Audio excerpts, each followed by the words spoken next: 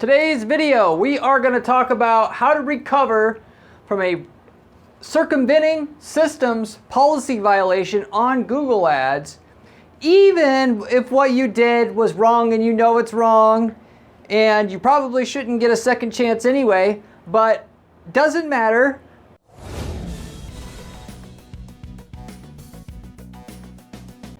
Google does give second chances. They give third chances and fourth chances technically, but you for sure get a really good chance at a second chance with Google Ads when you F up.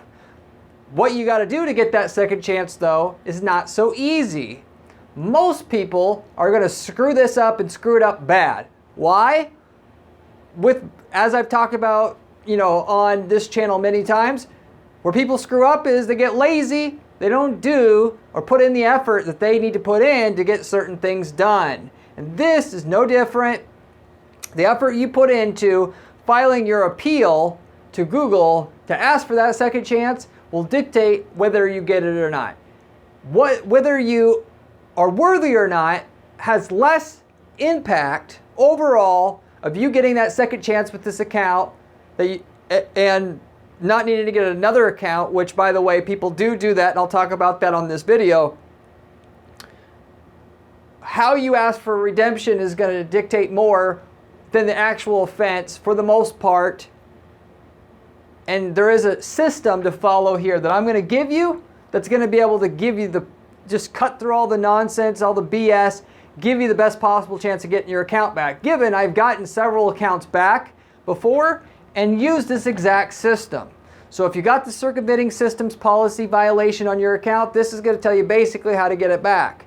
Not guaranteed. If you've really been fucking Google over really, really bad and really pushing the envelope on things to the point where if any dumbass was looking at what you did that knows nothing about Google Ads, if they could say what you're doing looks like really egregiously bad, in that situation, yeah, you might not be able to get your account back. If you were, though, doing something deliberately wrong but just did it a little bit, you could probably get your account back. As long as you admit what you did and you ask for forgiveness.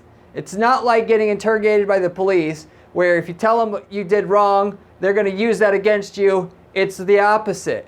Google wants you to admit what you did so they know you ain't going to do it again, because technically, even though it doesn't seem like it nowadays, Google does want your money. They just don't want money from people that are being a douchebag and making their systems worse for their customers than other people they could have take your spot in the search results, running their ads there instead of you. Everything that Google does effectively nowadays is to give their searchers, their customers, in other words, a better user experience on Google. If you can do that for them, they'll scratch your back and help you make more money and put you ahead of other people who may deserve the spot better. Ultimately, they're going to favor whoever does the best job, not who just has the most money, as a lot of people think. Money is a little bit of a factor. More important of a factor, whether you're going to make any money on Google or millions, has to do with how you're helping that user. And helping these policies are in there for a reason. It's to make sure their users get a good experience from Google and come back and want to click on ads in the future because they got a good experience, and who they're promoting helps their users better than other people that also want those customers, so to say, or clients. So with that said, I'll get right into the topic here. Now, one thing that's pissing people off that do use Google Ads anymore, if any, which there's plenty of reasons to be pissed off technically other than this, but Google's move to using automated systems to try to police their advertising platform goes far too often, too far, and they get it wrong, and there's false positives way too often. In and itself, that's probably the most irritating thing that happens to people that are using Google Ads nowadays today. Given their systems, their automated systems aren't cutting the mustard. There's too many false positives. Yes, they probably catch more people, that's certainly the case, but as a result of that, because the systems aren't that accurate, in order to catch as many people as possible, they got to also have other good people that they shouldn't be messing with that get caught up in the dragnet. Whether, what Google's doing with their systems now to catch offenders, whether or not you've done anything wrong or not, catching people that presumably they think are trying to covertly sell drugs or discriminate against people or other similarly frustrating things, they often get it wrong. Mostly everybody runs into some problem at some time or another, as I've seen in the clients that we have in our PPC firm coming in. And even worse, which also really aggravates people, not only just that they made a mistake and thought you were doing something that violates their policies when you haven't, but then there's generally no one to speak to at the same time. It's good for us because we get obviously more clients and clients need us more when Google constantly makes it so that you have to defend yourself. But if this happens to you, you generally only get to email Google, and the email support takes forever. At the very least, you're just going to have your account down for a few days. But more than likely, the email support's not going to give you the answer that you want. It's too hard to explain in an email for many people to get your case across easily as well. If you want the phone support, you're not going to get it as a normal everyday advertiser anymore. If you spend 6 figures a month, yes, you'll probably get phone support, or you should get phone support, I should say.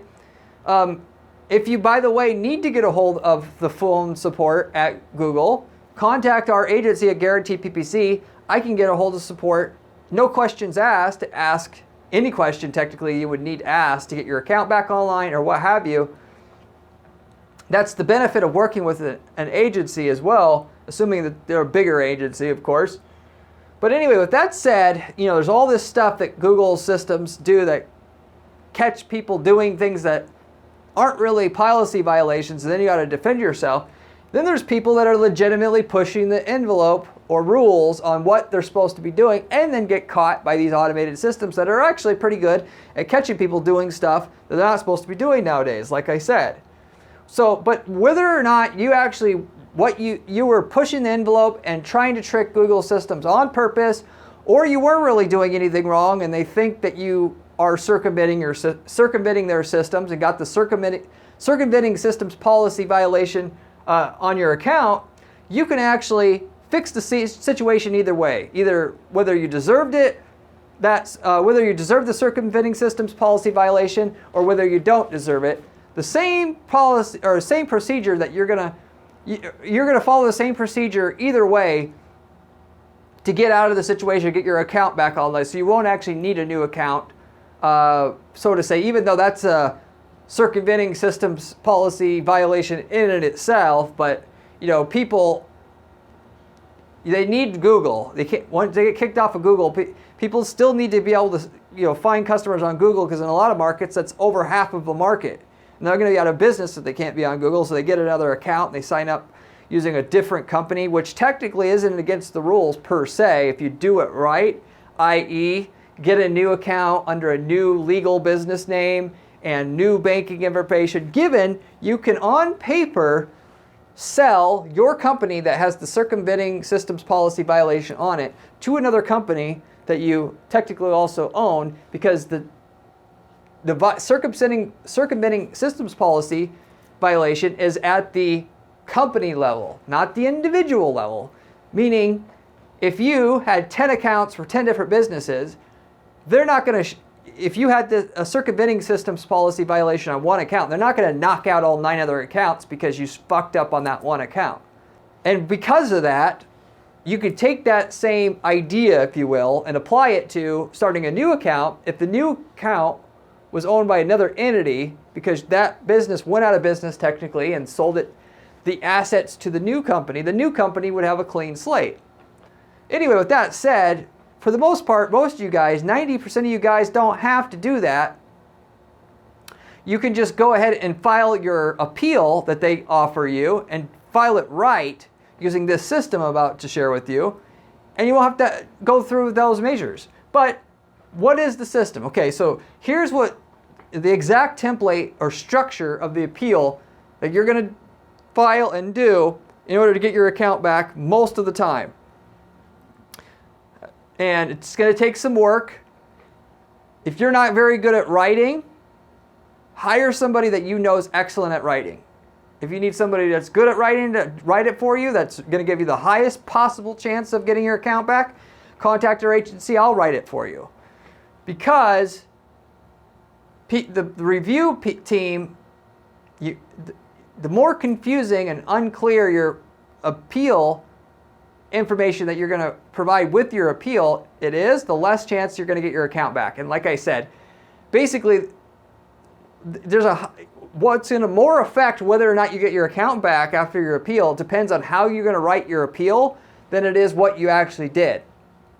So anyway, with that said though, the appeal itself, there's 3 main components that you need to put in there where we're getting 90+% chance, success rates with getting the account back after filing the appeal on the first time. Which if you've already filed an appeal and it got denied, you're still not shut out completely. You could still come back and do these methods and probably get your account back.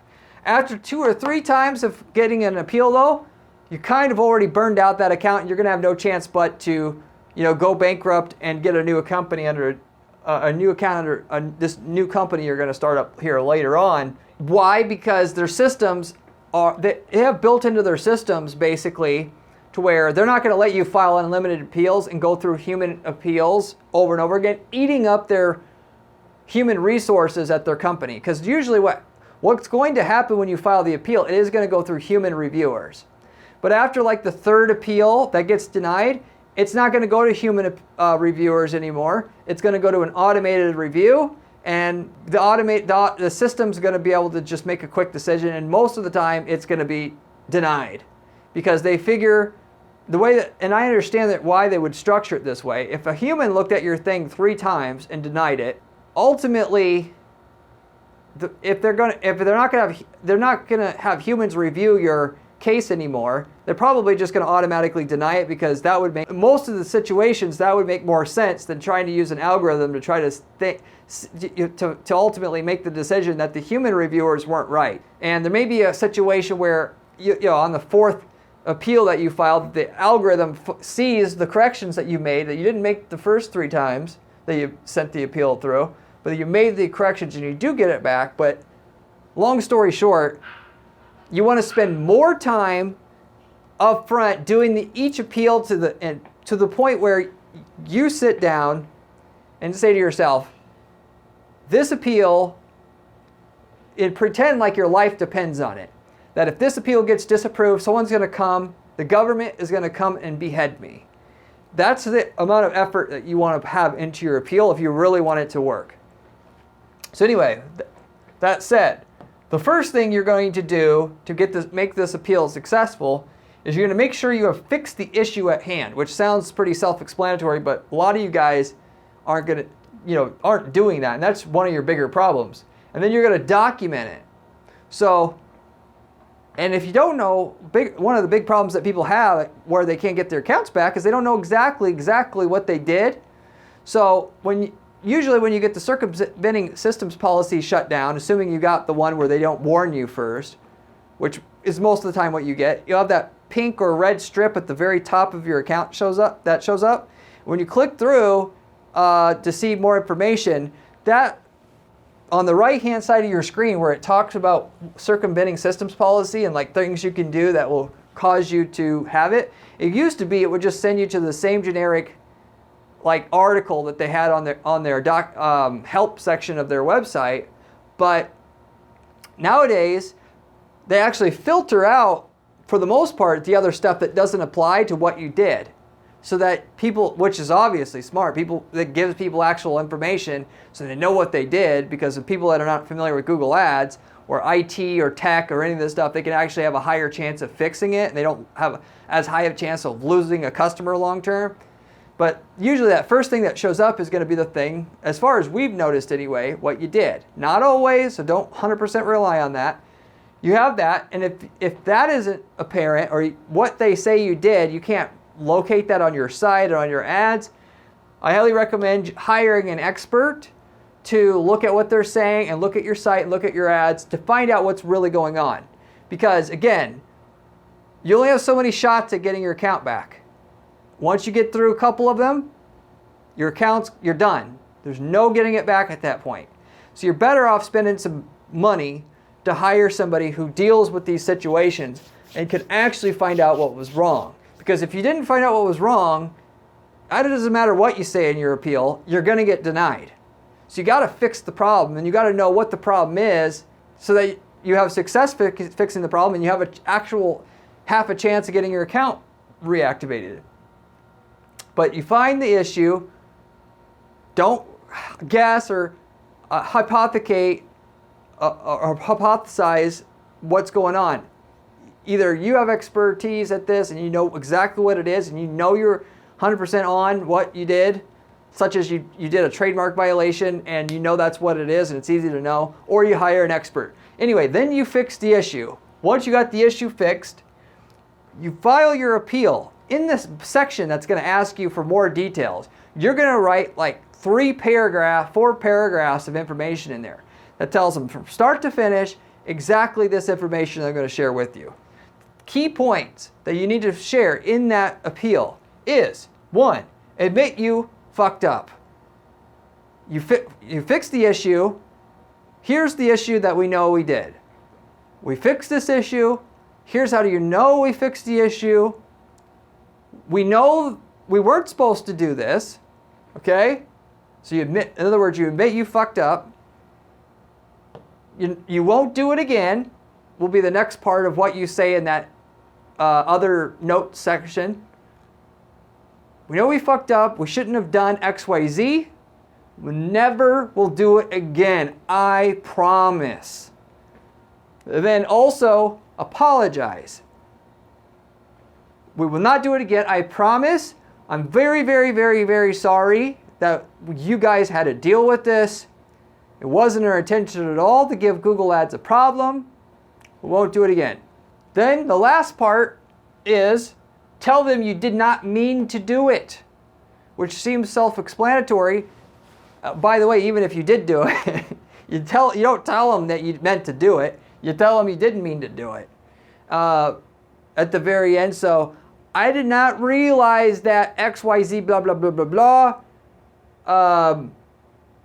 So therefore, basically implying that therefore we wouldn't actually want to do this again because now we obviously know that we're not supposed to do it and how to avoid it. And it wasn't our intention to do it in the first place. Ultimately, why are you doing all this with that kind of structure that I gave you here?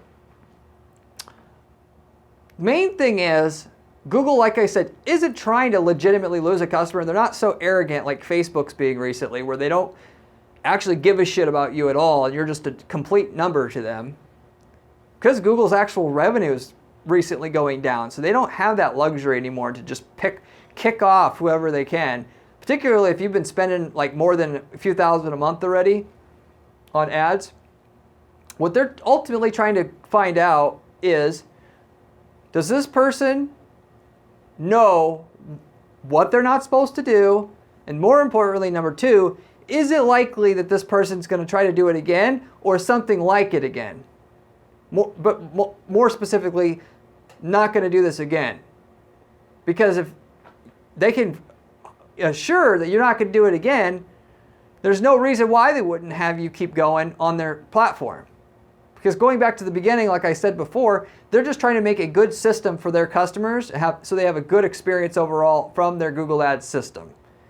And if you could basically make it seem like in your writing that there's 0% chance that this ever happens again, of course they want you back on their system. So, and if you, by the way, want a template of how like an actual successfully written rebuttal for the appeal that I've written that's succeeded before, contact us. I've done this for trademark violations, cloaking, and other ones, where other reasons why the account was shut down for circumventing systems, gotten it approved, and you can use that template to just kind of retype the words in there and not have to, then you're really taking all the kind of the guesswork out of it and the variability as to whether your writing is good enough or not for that person who's checking the appeal to get it and get it quickly and understand that you're not going to be doing it again like I mentioned, is their goal when reading that appeal in the first place. So even if you did a mess up on purpose, doesn't matter. Google, if you use this method here, you could still get your account back. The only thing would be is if this was a second or third time you did the same thing, probably not going to get it back, but you're a dumbass if that's you, that you got your account back and went back to do the same thing again. But basically, if you were doing something like so totally bad that like no matter, it's just obvious or whatever. But with that said, some other notes here. You got to put yourself in the shoes of the person that's going to be reading your appeal. I'll tell you for a fact, they're going to be outsourcing the review of your appeal that you're writing offshore because Google wants to save money, or as much money as they can. So it's going to probably be somebody in India that speaks okay English, but still English is their second language, that's reading this review. And not only that, they're reading dozens, if not hundreds, of these appeals per day. You're going to get at most 2 or 3 minutes of their time.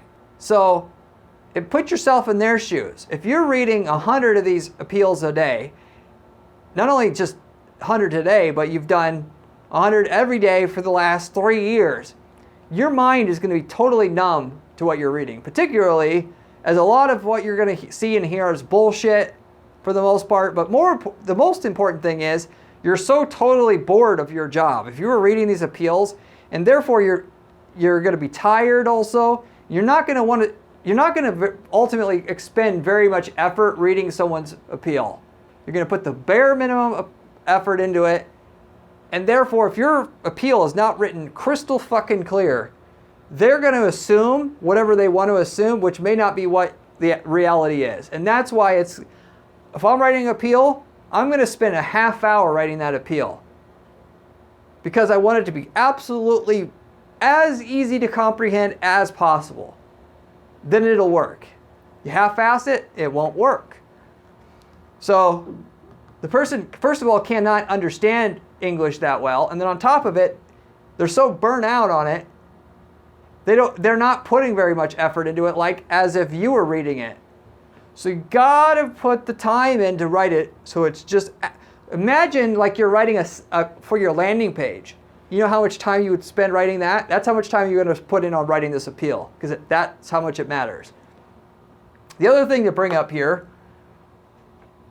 is they're going to try to see, like I said, if you're ultimately, this comes down to see if you're going to do it again itself.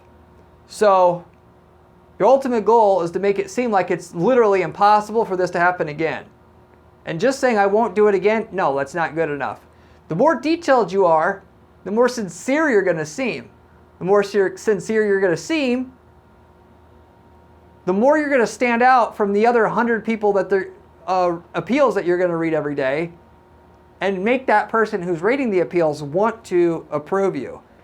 What I've kind of discovered is generally how the system works is if you submit it and it gets denied within 2 or 3 days, it never got through the first round of revision. So I think basically what happens, which I don't have proof of this, but it goes to an Indian, and then if it gets past them and it looks okay, then it goes to maybe somebody in America somewhere, and it gets a second review, and then it goes through. So like it'll take sometimes 5 to 10 days to get the appeal back, or the decision from the appeal back, and then it'll come through. But that seems like it's the process. But it just is human psychology. If somebody tells you why they're not going to do it again, you're going to be more willing to believe them than if they just said they won't do it again. There was a study where they had there was a line for a copier machine, and they did a test to see how many people would let somebody come and butt in line when they had an excuse to butt in line and not had an excuse to butt in line. And the rate in which somebody was able to successfully get somebody willing to have them butt in line was like 3 times is high than if they didn't have an excuse. I need to get in front of this line because of blah. Versus, can I get in front of this line? 3 times as likely for that person to let you get in front of them. So this is similar to that. What's the reason why I should believe that you're not going to do this again? Because ultimately, and I'm fairly convinced, these reviewers are graded on the likelihood of reoccurrence or the rate of reoccurrence. Like if that person gets shut down again, that goes against their numbers. So they're trying to, which would only make sense. If you're going to hire somebody to read these appeals, wouldn't you grade them that way? So how can you make that person seem like that's the best? Your goal is for that person to say, this is the best appeal I've read all day. And therefore, I think this guy legitimately is genuine in what they're trying to say. And therefore, it's as little risk for me to say yes to this one basically as possible. And then you'll get through. So, in terms of the reasons and where this works, I haven't had a circumventing systems other than like where the account gets shut down right when you start up the account that got disapproved after we did this method and sent through the appeal. We did it with trademark violations where we legitimately, which you're not supposed to do anymore, and I used to do all the time for clients, where if a word is trademarked and you can't put that word in the ad, even though you're not trying to violate that person's trademark, we would put dashes in the trademark word to get around the systems, which is textbook circumventing systems as per their policy. And we would do it, file the appeal, and we get back online because they didn't think we were going to do it again legitimately based upon how sincere and how well our appeal was written. But I've also seen people that had something similar to that where they've submitted appeal, get denied. They'll come to us, we'll use this system, and it'll get approved, which is why I'm telling you here, it's all about how you write the appeal. For the reasons I said. They're going through all these appeals, they're trying to figure out which ones are bullshit or not. The effort you put in is going to come off as whether it's high or low risk, whether or not you're likely to reoccur and have an issue, similar issue with them in the future, which will count against them as a reviewer at the company. So if you've gotten denied and you need to get submitted again, and we'll have to where we can help you resubmit it, chances are, very, very high that we'll be able to get it approved whereas you had before. Unless you've submitted it like 3 or 4 times, it's kind of maybe beyond the point of no return, even though we could try anyway. But we've done this for trademark violations where like I said, we legitimately sidestepped their systems and still got it back. We've done this multiple times on the trademark thing alone.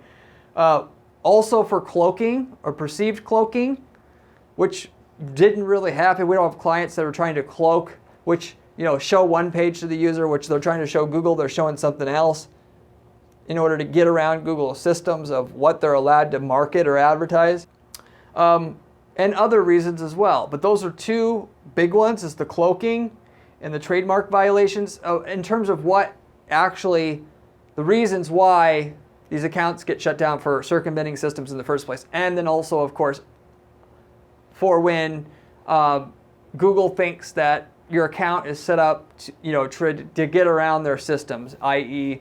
you had an account and then you went to set up another account to try to get it back on Google, and then that is another common reason why people get shut down for circumventing systems. And in that particular case, none of this, what I just told you here, is going to get around the system. You're not going to talk your way out of that. But those people that have that, they half-assed getting their account back.